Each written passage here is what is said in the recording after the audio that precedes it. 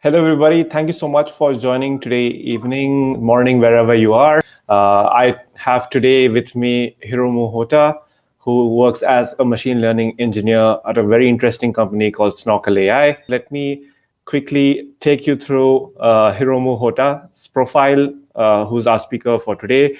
Let me just read off his LinkedIn. I mean, he has sent me a brief intro, but I'll just try and read off his LinkedIn. He did his PhD from Nagoya University in computational science and engineering in 2012. After that, he joined Hitachi and was working with Hitachi until 2018. He started off early in the field of cloud computing, storage, and then later on moved more towards data. And then he was a visiting scholar from 2018, July to October 2020 at the Stanford University School of Engineering, which is where he met a lot of interesting folks. And that's where he met the founders of Snorkel, and then transitioned to machine learning engineering at Snorkel from November 2020. So he has had a very vast and varied experience. We're really happy to have him today share his thoughts with us over here today. With that said, I would like to welcome Hiromu to the session. Hiromu, would you? Thank you, Imad, for lovely introduction. Also, thank you for having me.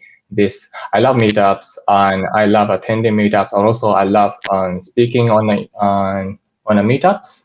And I'm Hiromu. I'm currently a machine learning engineer at Snorkel AI in a San Francisco Bay Area startup.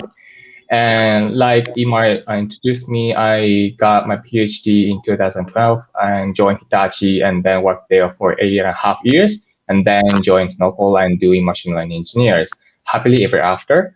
Yeah, that was my short introduction. Thanks for having me and great honor to be here. Let's get started with the questions that we had discussed. So prior to the session, we had a few questions that we thought we could discuss. If there are any questions you would like to ask Hiromu, please drop them in the chat again, and I can take them up as and when they come up. So the first question was more about you started with your master's and PhD. You were studying in Japan. How was it like, and what was your idea behind doing a PhD? So there was this is how it was started. There was a song or more like a skit from Kanye West, American rapper. This song was skit released in 2004 when I was in college. And my favorite part of this song is like this. When you die, buddy, you know what's gonna keep me warm? Yeah, those degrees. So those degrees refers to bachelor degree and a master degree and a PhD degree. So that was the beginning. And so when I was in college, it was not a big decision to go to master's degree because everyone does. So like my friends in my course went to master's degree, master course. So it was not a big decision, but only a few people go to a PhD course. So it was a big deal. So I need a more strategic reason in addition to this Kanye West skit, you know? Okay. So a more strategic reason for me was that I wanted to work outside Japan. And I heard that a PhD is more important than it is in Japan. And it is actually one of the ways to show that you are qualified for to do certain things, like find a problem and find steps to solve this problem and also execute these steps. Sure. So that's more like a strategic reason to go to pursue a PhD in a university. Yeah, really interesting. You mentioned Kanye West there, and were you always interested in pursuing research? You said you wanted to really also go outside Japan and stuff, but did you really enjoy doing research even in your early masters or when you were still a student? Yeah, a good question. So when I was in college, actually, I didn't even know those master's or doctoral degrees, so not necessarily always interested in doing research. But by the time I went to master's degrees, like everyone does, and I spent some years, I learned that there are some such degrees beyond bachelor and which require some research. And I actually enjoy doing research, like finding new things and find a problem yourself and find ways to solve this problem. I enjoyed that doing research myself pretty much. So as a kid, do you think you were more curious about finding out new things, or this, or is it something that you developed later? You mean like as a kid? You had a curiosity to look at new things, or to find newer stuff. Yeah. I I am very curious about anything, like any new things. That can keep me excited and not bored, because sorry, I get really easily get bored. But doing some new things, and that drives me curiosity and doesn't make me bored. So Sure. that's probably my primary motivation to do some research or to do new things. Interesting. So when you finished your masters, what areas were you primarily interested in? Now, a lot of people who have done their bachelor's or masters, they don't really know what field they want to get into, and they have a lot of confusion, right? Even if you have, let's say, a bachelor's in computer science, you don't know where to specialize, and there's so many different things. So, what was your thought process around that time? Yeah, good question. I don't know about like universities in other countries, but in Japan, when you are in a fourth year at bachelor's or undergrad course, you can join a research lab at university.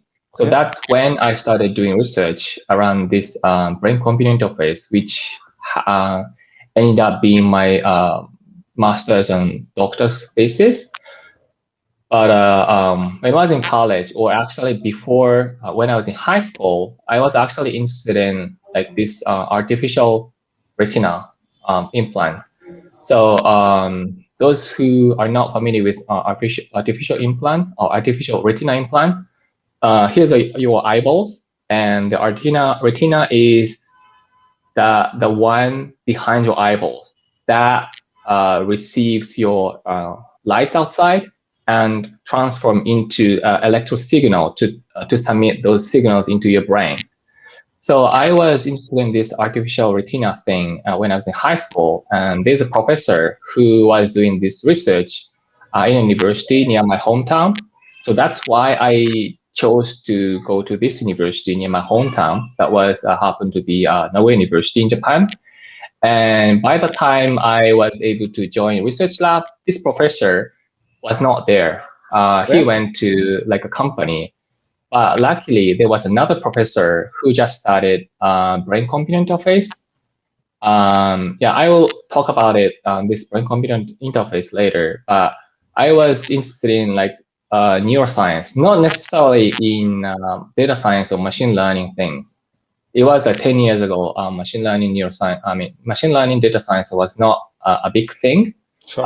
For me, neuroscience or like biomedical engineering was more interesting to me, and data science, machine learning was a tool to achieve this brain-computer interface or artificial retina thing. Sure, makes sense. Okay, interesting. Now that you brought up the brain-computer interface thing, so you already talked about how you decided on the brain-computer interface because you found a professor who was already in that field. What did you study in that? If you can just give us a little bit, what was your thesis about, and what did you really find out while you were studying your PhD? Yeah, so BCI or brain computer interface, for those who are not familiar with this, it's an interface between brain and computer. So it comes with the sensors that can be attached to your scalp, and then measuring your sort of brain activities and submitting those brain signals into a computer. And this computer, there's a program that can analyze and recognize your thought or your attention. And the typical application of this BCI is like a typing. So you can imagine that there's a patient, they cannot move their arms or legs or even eyes. So there is no other means to communicate with other people. So this BCI, if you have this BCI attached to your brain or scalp, you can type a message to your friends, your loved ones. So this is BCI, and the problem was it's slow because I don't know if you're familiar with this EEG signal or brain signals. it has many noise. So a typical approach is that you record a certain length of brain waves and take an average and get a final result. So you can imagine it takes time. So just giving one example, it takes about 30 seconds to type just one letter. Okay. Yeah, you can imagine how slow it is. So my thesis and the problem is to solve and speed up this process. And yeah, my doctoral thesis was around that. And my approach was to see this brain computer interface as a communication channel with noise, like a communication channel, like a mobile communication or internet communication with much noise. And my approach was to apply some error control method that was developed in this communication theory into this BCI to speed up and improve the throughput of this typing method. By the way, on an aside, I think there are a lot of error correcting code methods that are underrated in the data science field, which could have a lot of different applications if we could really try and implement some of those stuff. Like you said, you used it in your thesis, but a lot of those techniques are not used in data science today. But I think because I come from an electronics background myself, so I have studied those. Yeah. So I have studied those, and I really understand that they could be applied to some of the problems we solve in the data space. But yeah, very interesting work. Do you remember anything that really stood out for you that while you were doing your PhD, like something that is still with you, something that stuck to you? Oh, like a most challenging thing? Yeah. Either challenging or something you remember forever. Yeah. There was one time that I had a chance to try out this BCI with real patients. So usually when you study a BCI, you do you ask your college students, hey, do you wanna join this experiment? Put these sensors onto your scalp and do some experiments. But those college students are sort of they can move their legs and arms and legs and the eyeballs. But I had a chance to work with real patients, sort of locked-in patients in a hospital with the help of a professor in the Department of School of Medicine. And when I was doing this experiment, it was tough because, like I said, it was hard to communicate to those patients. But once I started this experiment, I had a confidence that this BCI actually helps those patients. So that was something that I cannot forget, that I will remember forever.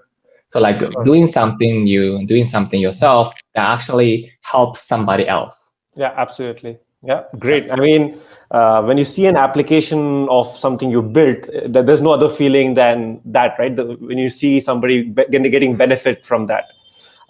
Which brings me to the next question about a general advice for those who want to pursue a PhD. How do they transition? Especially, there might be some students who watch us today from bachelor's or master's from different parts of the world. What is your advice for somebody who wants to get into research? What would you say?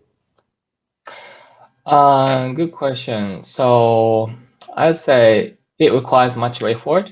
So it's not easy. It's tough, and depending on the country, university in Japan requires 3 years, but in the US it requires 5 years or more.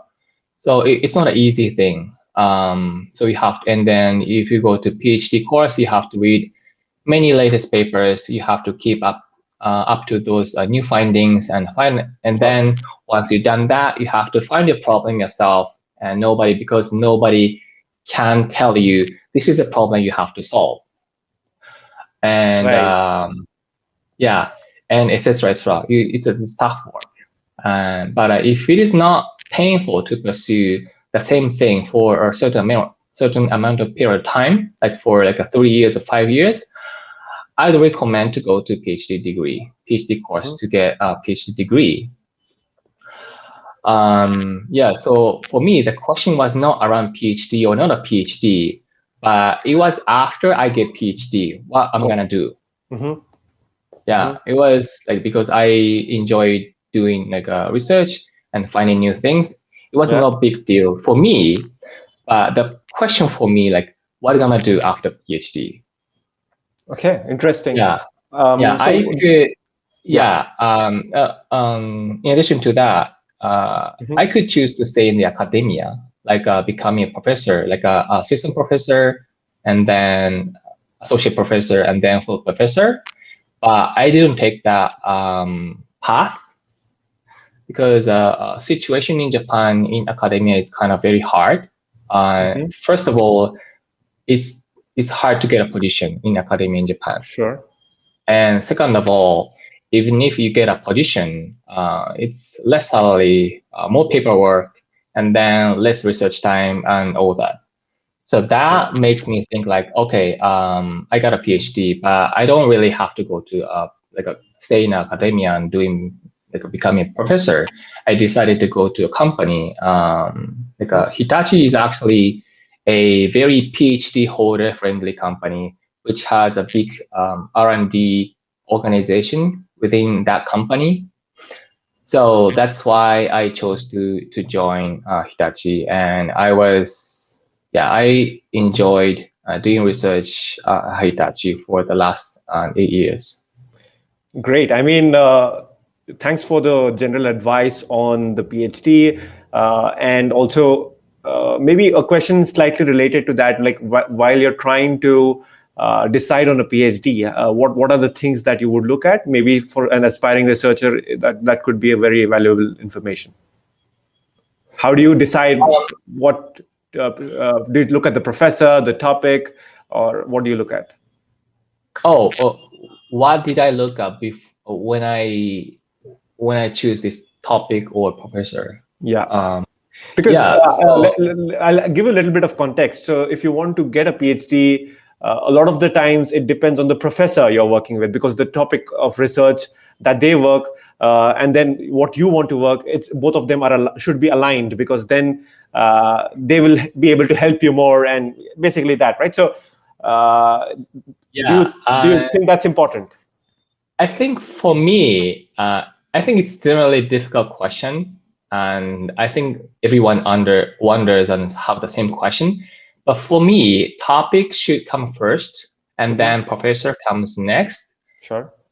Because when you like during a PhD, like 3 years or 5 years, you might be thinking about this topic for like a 24/7, or whenever you are, wherever you are. So that should be something that you keep your interest for those long period of time. And professor is, of course, your primary source of advice. And this is a first person you have to ask and for your help. But if you go to conference, you meet other professors in other universities in other countries, and also you have your colleague students, and also probably there are some postdoc fellows in your research lab. That could be another source of advice and other source of advice. Sure. Both of them are very important. But I think topics should come first, because you have to spend your time in doing this topic for another 3-5 years. All right. Yeah. I think that makes a lot of sense to me as well. And then you already brought up Hitachi. I was going to bring it up next, but you said you did a PhD and you were wondering what to do next. You didn't want to go to academia because of so many reasons in Japan. What about academia outside Japan? Why did you not consider that? Good question. I could have opportunity to work as a postdoc fellow at U.S. University. Excuse me. When I was doing, even when I was in PhD, I had an opportunity, or I could have an opportunity, but I don't know. Maybe I didn't have enough confidence to do that. Yeah, because like I did those degrees all in Japan. Like I did bachelor's degrees in Japan, master's degrees in Japan, doctorate degree in Japan in those like one single university. And Actually, that that was university had sort of become your home. So you thought, yeah, I'm living at home. How do I get out of my home? And that's how you moved to Hitachi. And how was your experience there? So you said Hitachi is a very PhD friendly company, but then you went on to do something at Hitachi that was not relevant to what you were doing in your PhD. I mean, I don't know if it was relevant, but it was different. It was very different from what you were concentrating on in your PhD. How did you make that decision? Oh, okay. Yeah. As a matter of fact, what I was doing in university, like around brain-computer interface and neuroscience, was completely different from what I did when I joined Hitachi. That was around like a cloud computing and storage. That was completely different. But it was okay for me because the PhD, I did this brain computer interface. I did some experiences working with those real patients. But at that time, I realized that those brain computer interface is far from reality for many people. Like I said, I know that this brain computer interface, like 10 years ago, is actually helpful for those patients, but not for many people. Originally, my dream was like doing some brain computer interface or those cyborg or sci-fi things for many people, like me, like ordinary like people, to augment your capability. That you can see something that doesn't exist, or you can see something that's far from here, from you. But I realized that building computer interface 10 years ago, I don't know the state of the art today, but was not, is far from the reality for many people. And I thought that it took many more years to get to the point that it could be a reality for many people. So I thought, okay, it will take many more years, and I want to do something that can make some more immediate impact to the society and to the many people. So, and when I joined Hitachi, cloud computing was a hottest topic, like one of the hottest topic, and felt me like I could make a direct impact, an immediate impact to the society. So for this reason, I wanted to do something that can make an immediate impact to the society. So it was okay for me to this transition from brain computer interface academia and to do like a cloud computer research in the industry. Interesting. You said the cloud computing was a very hot topic at that point of time at Hitachi, but were you not interested in AI, ML at that point of time, or was it like maybe cloud computing is what I want to do right now? So when I joined Hitachi like 10 years ago, I was thinking like I want to do something that could make a direct impact to the society. And 10 years ago, like a deep learning was just emerging, not really a hot topic, if you can remember. Yeah. There's some people even in Hitachi are doing like machine learning, deep learning things. But for me, I thought it was sort of still not hot topic, which turns out I was wrong. Yeah, it was emerging. It's now a very hot topic. But cloud computing was hot back then, and is still hot today as well. So you are not that wrong as well, because you could have still continued in cloud computing because it's still hot. Well, it's hot, like, but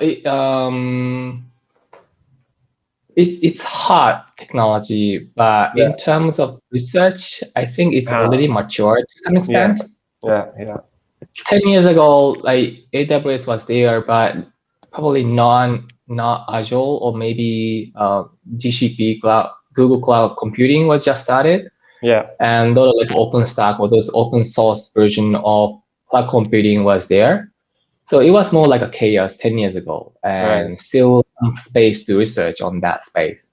But now I think it's gotten some point that it's got very matured. Yeah. From research perspective. Sure. Yeah, makes sense. And I think ML right now is in that stage, which you were earlier seeing with cloud computing. So you get to be in the best of both worlds that way.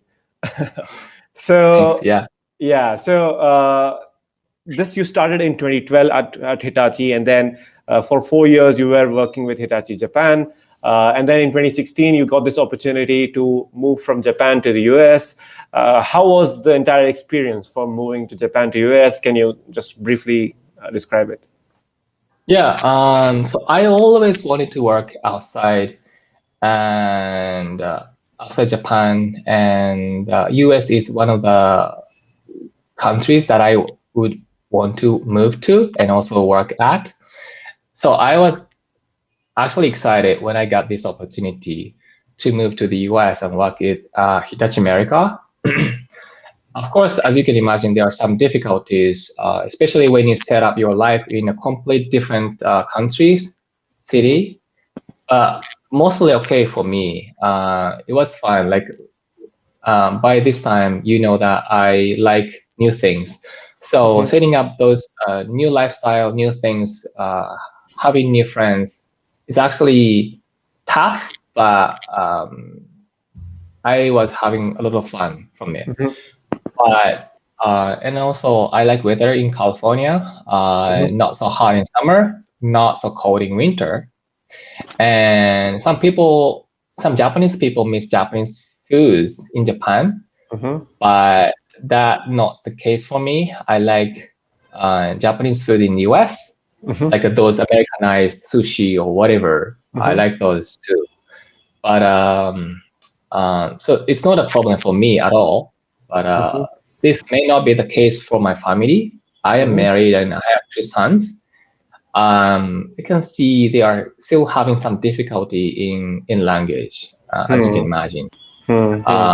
Yeah, that's actually an ongoing sort of problem, and we have to tackle and go over together. Sure. And have you observed some key cultural differences between the two cultures? I mean, of course, there will be a lot, but something that has stuck with you again? Yeah, there are a lot of cultural differences between the US and Japan, like Asian countries and Western countries. As you can imagine, there are lots of differences. And I give you 2 examples. Sure. One is like in Japan, when you ask someone, "How are you?" And the answer would be, "I'm fine," or "I'm so-so."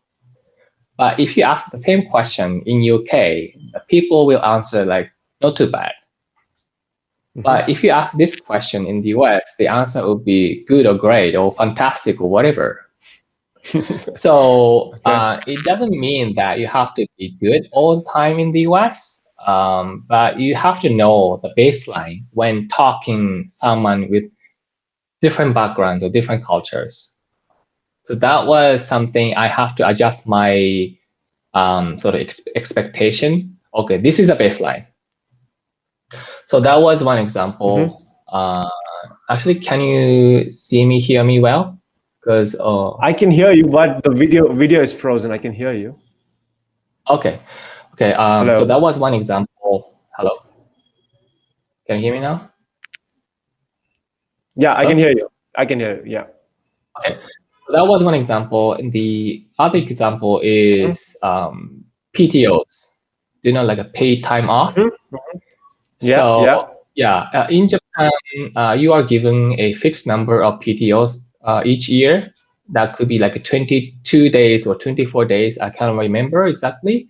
Okay. But in the current company, Snorkel, it's a unlimited PTOs. Interesting. Okay. So you can take as many PTOs as you want, as you need. Okay. But that makes me feel like, okay, I can take as many days as I want, as I need. But when can I take this? Like in Japan, depends on the company, but you are supposed to take your PTOs to achieve a company-wide target. Like, for example, by the end of year, you are supposed to take like 80% of your PTOs. Okay. Like, so for example, 20 days per year, you are supposed to take those days off. So there's a target. But at the current company, and especially I heard that it's not usual to have this unlimited PTO policy. Sure. If you don't, like, it's kind of ironical and feel weird. But if you are given an unlimited PTOs, you're not taking those days because you don't know when to take. Because when I got sick, exactly, I'll first take days off for sure. But for other purposes, I don't know if I take these days off or not. If you have target, correct, you plan accordingly. I take these days off this month and next month these days off to achieve this goal. But unlimited PTO, I still have to figure out how to do this. Absolutely. So this is something that I've been facing recently as well. I in my new job, I have unlimited PTOs, and I am struggling with the same problem. I'm working in Bangalore, but we also have this kind of a policy in our current company. It's not normal to have this policy because most companies have this fixed PTO like the one you have in Japan, but our company is a bit different. Yeah. So our company is a bit different, and they have this unlimited PTO, and I'm facing the same problem that you're facing. Like, when do I do this? Yeah. Okay.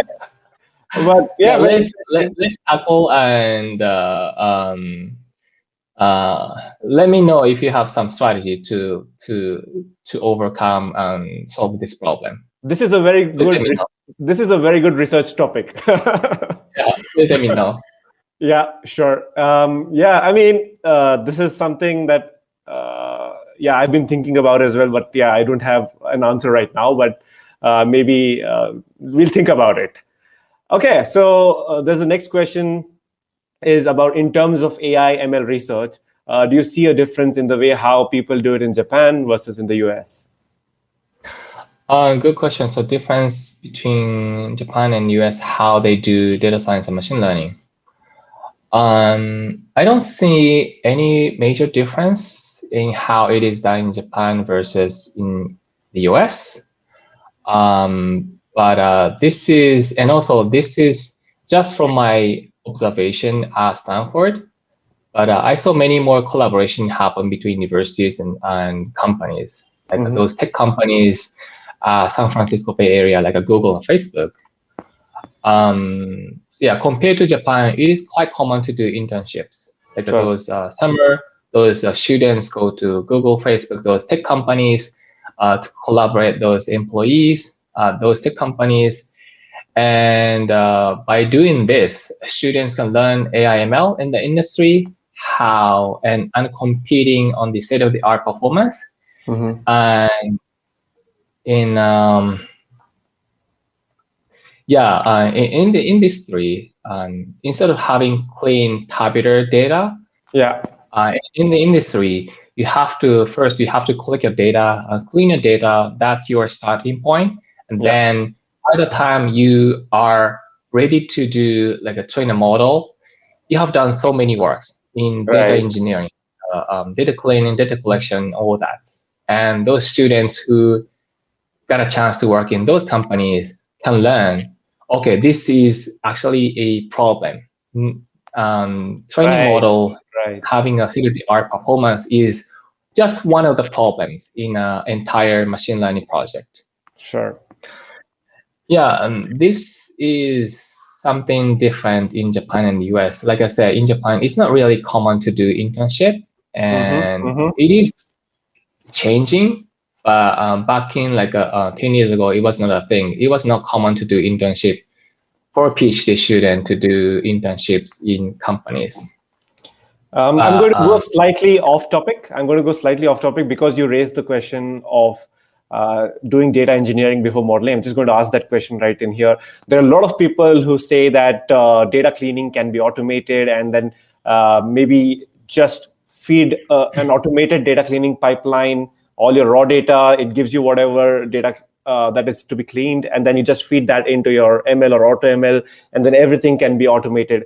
What are your thoughts around automating the entire data science process? Automating the data cleaning process, like complete automation is, I think I would say it's far from reality. You could automate some parts of data cleaning, but data dirtiness comes from everywhere. And there are many reasons and many other unknown reasons that make your data dirty. Right. So I don't think that can be fully automated. Sure. I know that some parts can be automated, but not entirely fully automated. So you could have some automation to do some things, but there are some remaining tasks that you have to clean your data yourself. Sure. Find the problem and then clean this data yourself. Okay. Yeah. I mean, this is something that I've been also telling a lot of people. There are a lot of entrepreneurs sometimes who ping me and ask me like, hey, can we make something around this place? And then often what I find is that the time you spend in that data cleaning or data engineering is very useful when you're modeling, right? Like you really understand the data that much better because you spend the time over there. So yeah, I mean, just because that came up, I thought I would ask that.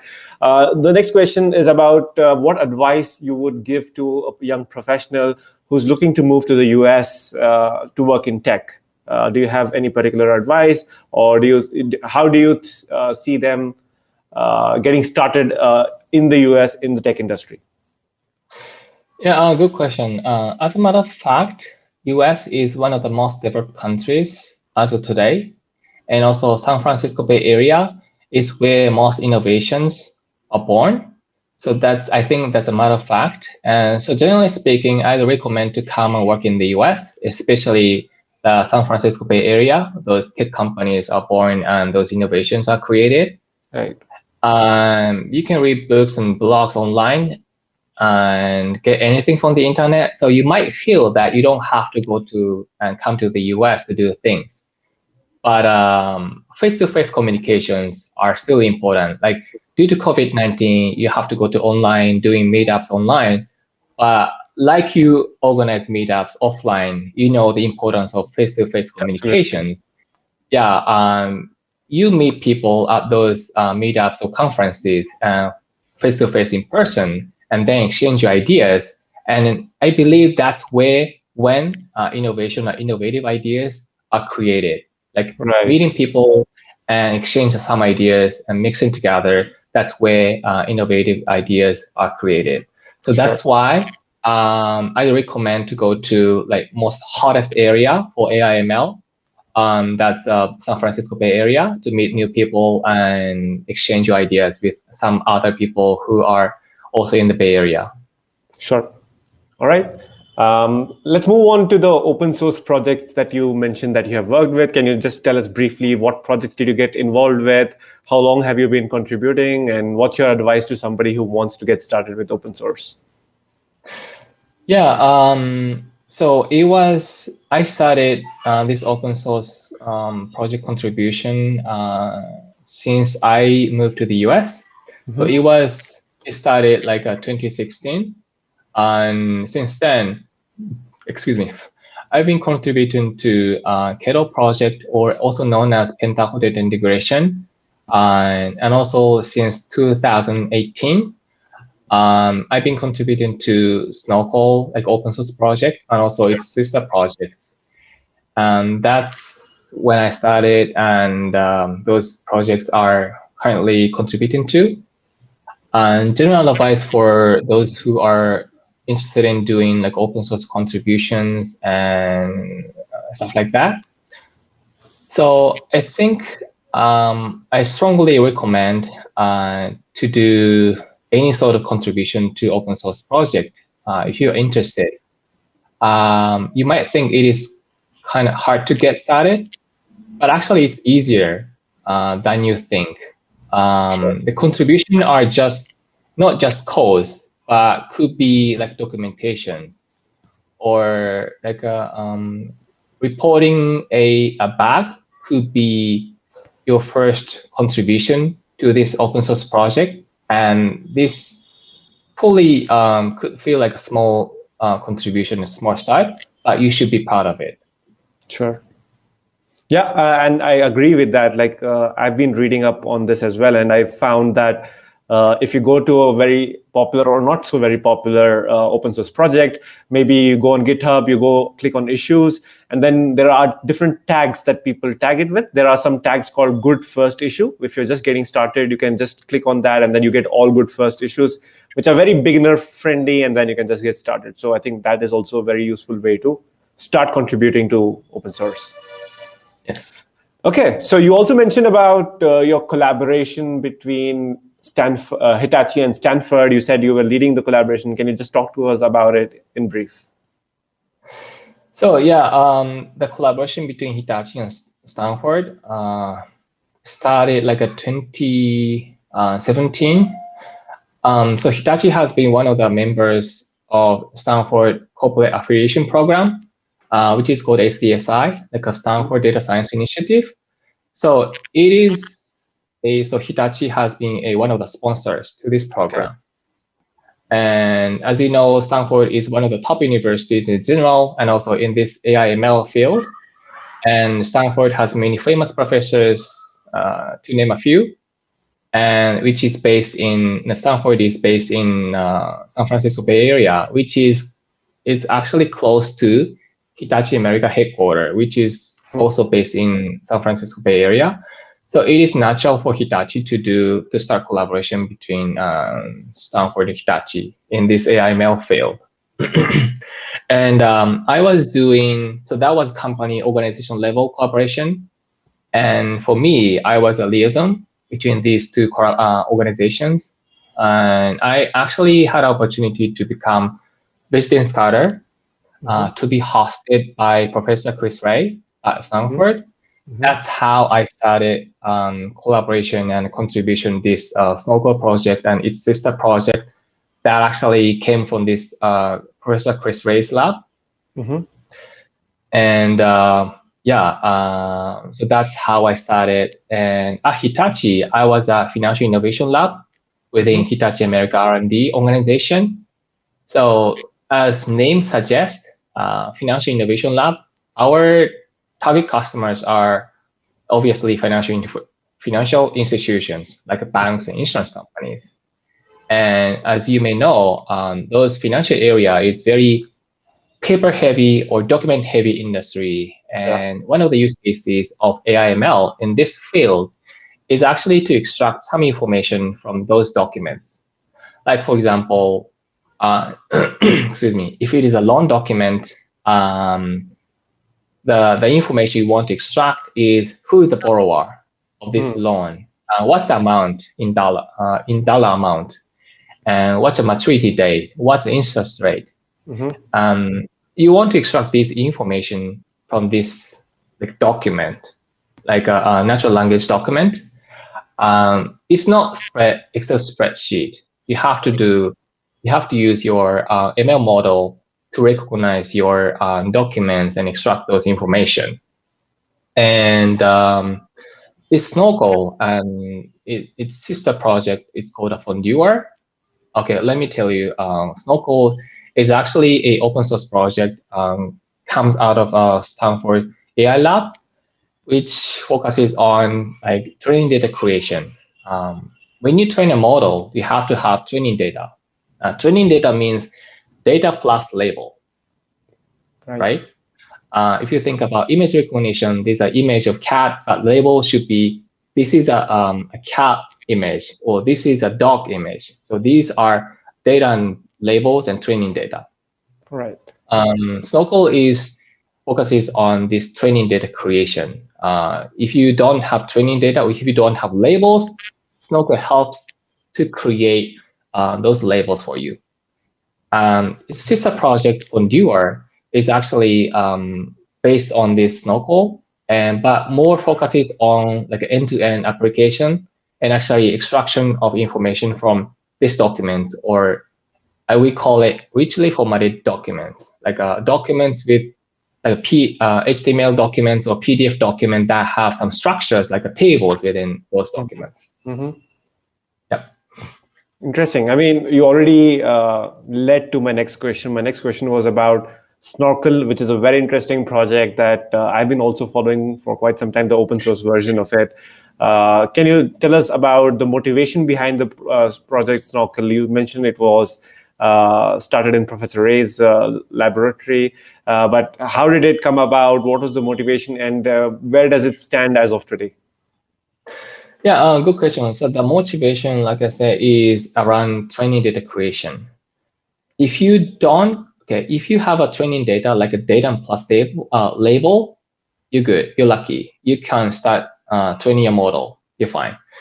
But it's not the case always. Even if you have data, you may not have label. And then what you're gonna do is maybe start creating those labels like one by one manually. That takes a lot of time and takes a lot of money. So the motivation for Snorkel is to automate this label creation process. Sure. So that was a motivation. How does really because often what happens is while you're trying to create labels, you need domain expertise. So how does Snorkel take that into account? Like if it's a medical image, you need a doctor to label it. That's actually a good question. That's how this innovate. This is actually why Snorkel is so innovative. So Snorkel gives you an interface so that you can ingest your domain expertise into this label creation process. Namely, you have this labeling function sort of concept. So this is actually a Python function, labeling function. So it's a Python code, but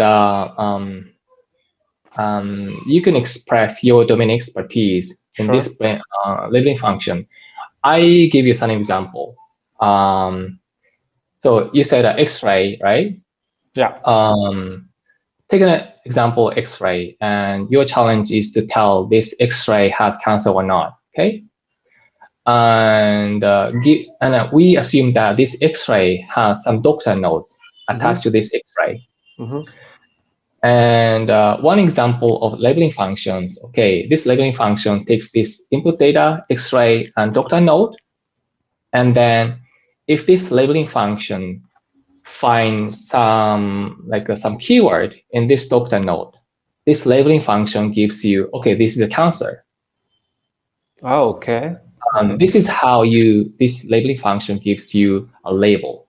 And then as you can imagine, there could be many labeling functions because each labeling function looks at different perspective of your data. One labeling function look at this particular keyword in a doctor node, but another labeling function look at the X-ray image itself, or there could be another labeling function that looks at that search for another keyword in the doctor node.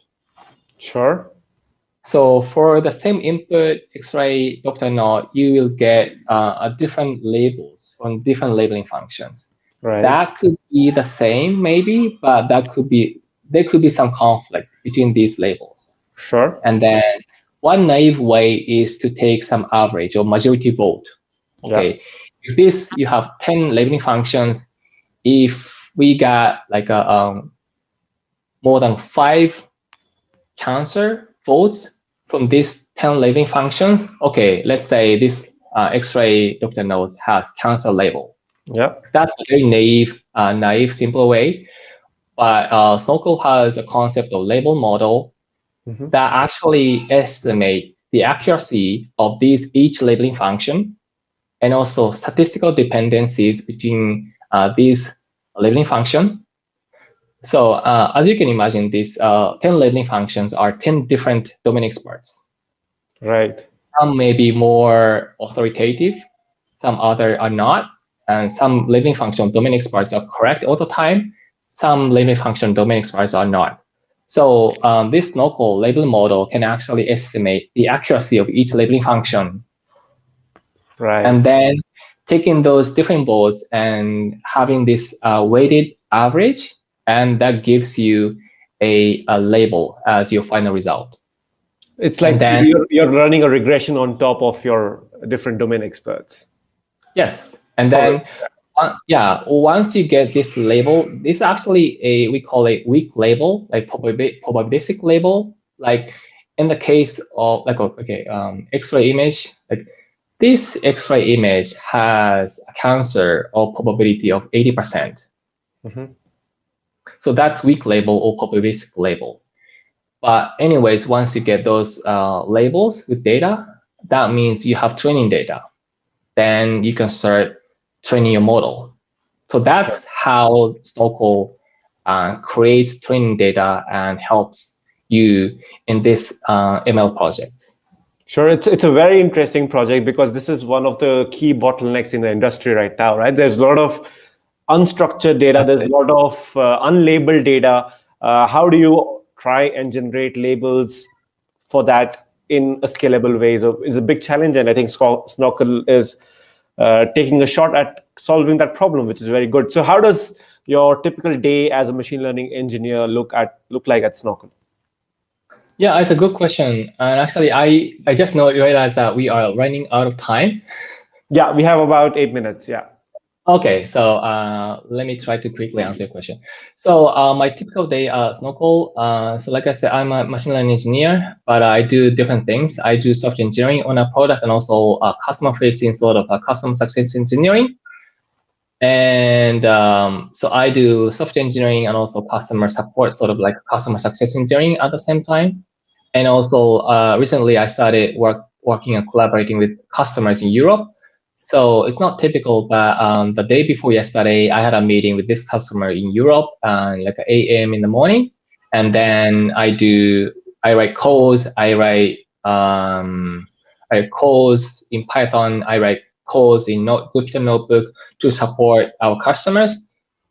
So, and I never done any business trip so far since I joined Snorkel for obvious reason.